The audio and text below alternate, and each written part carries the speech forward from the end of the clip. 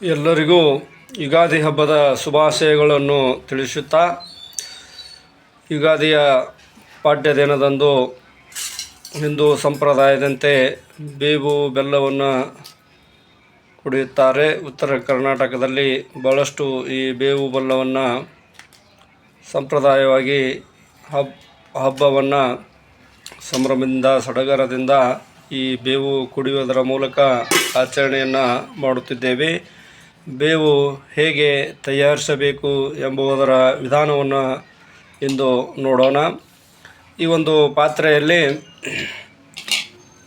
ಹೊಸ ಹುಣಸೆ ಹುಳಿಯನ್ನು ನೆನೆಸಿಟ್ಟು, ನಿನ್ನೆಯ ದಿನದಿಂದ ಬೆಲ್ಲವನ್ನು ನೆನೆಸಿ, ಆ ಬೆಲ್ಲವನ್ನು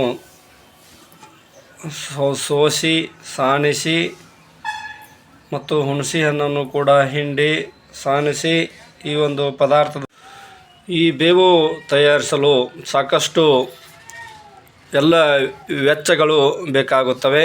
ಇಲ್ಲಿ ಮೊದಲನೇದಾಗಿ ಏನೇನು ವೆಚ್ಚಗಳು ಬೇಕಾಗುತ್ತವೆ ಎನ್ನುವುದನ್ನು ನೋಡೋಣ.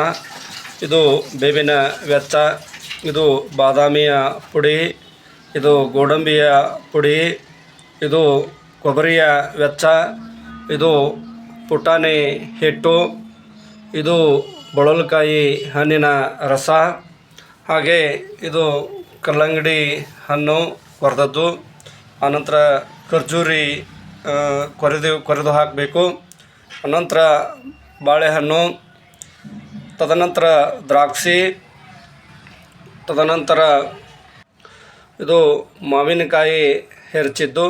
ಮುಖ್ಯವಾಗಿ ಮಾವಿನಕಾಯಿ ಮತ್ತು ಬೇವು ಈ ಹಬ್ಬಕ್ಕೆ ವಿಶೇಷವಾಗಿ ಬೇಕಾಗುತ್ತದೆ. ಬೇವು, ಕಹಿ ಮತ್ತು ಉಳಿದೆಲ್ಲ ಪದಾರ್ಥಗಳು ಸಿಹಿ ಮತ್ತು ಬೆಲ್ಲಗಳನ್ನು ಹಾಕಬೇಕಾಗುತ್ತದೆ. ಜೊತೆಗೆ ಇದು ಚಿಕ್ಕು ಹಣ್ಣು, ಅದನ್ನು ನುಣುಚಿದ್ದು.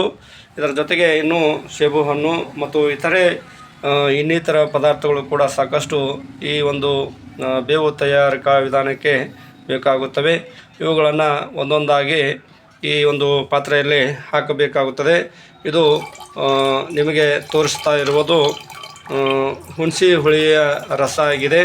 ಇದನ್ನು ಕೂಡ ಇದರಲ್ಲಿ ಈ ಥರ ಅಳಗಡಿಸಿ ಅದನ್ನು ಸಂಪೂರ್ಣವಾಗಿ ನೆನೆಸಿ ಸೋಸಿ ಹಾಕಬೇಕಾಗುತ್ತದೆ. ಅದರಂತೆ ಇನ್ನು ಇದು ಬಳಲಕಾಯಿ ರಸ ಈ ರೀತಿಯಾಗಿ ಮಿಕ್ಸ್ ಮಾಡಿ ಸಣ್ಣ ಮಾಡಿ ಹಾಕಬೇಕು. ಈಗ ಬಾದಾಮಿಯ ಪುಡಿ, ಈ ಪುಡಿಯನ್ನು ಈ ಸಣ್ಣಗೆ ಮಾಡಿ ಹಾಕಬೇಕು. ಮತ್ತು ಮೊದಲನೇದಾಗಿ ಬೇವಿನ ಸೊಪ್ಪು ರಸ, ಬೇವಿನ ವೆಚ್ಚವನ್ನು ಈ ರೀತಿಯಾಗಿ ಪುಡಿ ಮಾಡಿ, ಇವೆಲ್ಲವುಗಳನ್ನು ಮೊದಲೇ ಪುಡಿ ಮಾಡಿ ಸಣ್ಣಗೆ ಮಾಡಿ ಇಟ್ಕೊಂಡಿರಬೇಕು. ತದನಂತರ ಕೊಬ್ಬರಿ ವೆಚ್ಚ, ಕೊಬ್ಬರಿಯ ಪುಡಿಯನ್ನು ಹಾಕಬೇಕಾಗುತ್ತದೆ. ತದನಂತರ ಗೋಡಂಬಿಯ ಪುಡಿ, ಗೋಡಂಬಿ ವೆಚ್ಚವನ್ನು ಕೂಡ ಇದರಲ್ಲಿ ಹಾಕಲಾಗುತ್ತೆ. ಆನಂತರ ಪುಟಾಣಿ ಹಿಟ್ಟನ್ನು ಹಾಕಿಕೊಳ್ಳಬೇಕಾಗುತ್ತದೆ. ಎಲ್ಲ ಮೊದಲಿಗೆ ಪುಡಿ ಪದಾರ್ಥಗಳನ್ನು ಹಾಕಿಕೊಳ್ಬೇಕು. ಯಾವುದು ಗೋಡಂಬಿ, ಆಮೇಲೆ ಬಾದಾಮಿ, ಪುಟಾಣಿ ಎಲ್ಲವನ್ನು ಹಾಕಿ ಈ ರೀತಿಯಾಗಿ ಅದನ್ನು ಕಲಿಸಬೇಕಾಗುತ್ತದೆ. ಎಲ್ಲವೂ ಕೂಡ ಅದರಲ್ಲಿ ಕರಗಬೇಕು. ಈ ರೀತಿಯಾಗಿ ಮೇಲಿನ ಮೇಲೆ ಅದನ್ನು ಕಲಿಸಬೇಕಾಗುತ್ತದೆ. ಯಾಕಂತಂದರೆ ಗಟ್ಟಿ ಪದಾರ್ಥ ಅದರಲ್ಲಿ ಕುಳಿತುಕೊಂಡಿರ್ತದೆ. ಅದಕ್ಕೆ ಸಂಪೂರ್ಣವಾಗಿ ಆ ರಸದೊಂದಿಗೆ ಕಲಿಯುವ ತನಕನೂ ಕೂಡ ಅದನ್ನು ಹಾಕಬೇಕಾಗ್ತದೆ. ತದನಂತರ ಈ ಪುಡಿ ಎಲ್ಲವನ್ನು ಪದಾರ್ಥಗಳನ್ನು ಹಾಕಿದ ನಂತರ ಇನ್ನು ಹಣ್ಣಿನ ರಸಗಳು ಇದರಲ್ಲಿ ಹಾಕಬೇಕಾಗ್ತದೆ. ಅದರಲ್ಲಿ ಸೇಬು ಹಣ್ಣು, ಕಲ್ಲಂಗಡಿ ಹಣ್ಣು ಹಾಕಬೇಕಾಗ್ತದೆ. ಈಗ ಒಂದೊಂದಾಗಿ ಕಲ್ಲಂಗಡಿ ಹಣ್ಣು ಹಾಕುವುದನ್ನು ನೀವು ವಿಡಿಯೋದಲ್ಲಿ ನೋಡ್ತಾ ಇದ್ದೀರಿ. ಕಲ್ಲಂಗಡಿ ಆರೋಗ್ಯಕ್ಕೆ ಭಾಳಷ್ಟು ಉಪಯುಕ್ತವಾಗಿರ್ತಕ್ಕಂಥದ್ದು, ದೇಹಕ್ಕೆ ತಂಪು ನೀಡ್ತಕ್ಕಂಥದ್ದು ಆಗಿರ್ತದೆ. ಬೇಸಿಗೆಯ ದಿನದಲ್ಲಿ ಈ ಒಂದು ಕಲ್ಲಂಗಡಿ ಪದಾರ್ಥವನ್ನು ಹೆಚ್ಚಾಗಿ ತಿನ್ನಬೇಕಾಗ್ತದೆ. ಜೊತೆಗೆ ಖರ್ಜೂರ ಪೌಷ್ಟಿಕ ಆಹಾರವಾಗಿರುತ್ತದೆ. ಇದು ಅನೇಕ ಪೋಷಕಾಂಶಗಳನ್ನು ಒಳಗೊಂಡಿರ್ತಕ್ಕಂಥದ್ದು. ಇದನ್ನು ಕೂಡ ಇಂದಿನ ದಿನದಲ್ಲಿ ನಾವು ಬೇವಿನ ಜೊತೆ ಸೇವನೆಯನ್ನು ಮಾಡಬೇಕಾಗ್ತದೆ.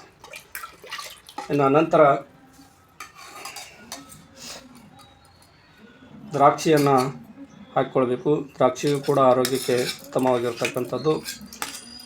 ಅದರ ಜೊತೆಯಲ್ಲಿ ಬಾಳೆಹಣ್ಣು ಅದನ್ನು ಕೂಡ ಸಣ್ಣಗೆ ಮಾಡಿಕೊಂಡು ಇಟ್ಟುಕೊಂಡಿರಬೇಕು ಮುಂಚೆನೇ. ಆಮೇಲೆ ಎಲ್ಲವನ್ನು ಹಾಕಿ ಮತ್ತೆ ಅವುಗಳನ್ನು ಈ ಒಂದು ಪದಾರ್ಥದಲ್ಲಿ ಈ ರೀತಿಯಾಗಿ ಅದನ್ನು ಕಲಕಿಸಬೇಕಾಗುತ್ತದೆ.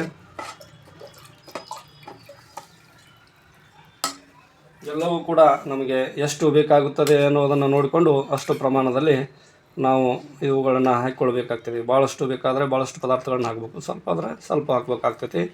ಈಗ ನಾನು ಹಾಕ್ತಕ್ಕಂಥದ್ದು ತೋರಿಸ್ತಕ್ಕಂಥದ್ದು ಮಾವಿನಕಾಯಿಯ ಒಂದು ರಸ ಮಾಡಿದ್ದು, ಪುಡಿ ಮಾಡಿದ್ದು. ತದನಂತರ ಚಿಕ್ಕು ಹಣ್ಣಿನ ರಸ, ಚಿಕ್ಕು ಹಣ್ಣು, ಎಲ್ಲ ಥರದ ಹಣ್ಣುಗಳನ್ನು ಇವತ್ತಿನ ದಿನದಲ್ಲಿ ನಾವು ಹಾಕ್ಕೊಳ್ಬೇಕಾಗ್ತದೆ. ಎಲ್ಲವೂ ಕೂಡ ಆರೋಗ್ಯಕ್ಕೆ ತಂಪನ್ನು ನೀಡ್ತಕ್ಕಂಥದ್ದು.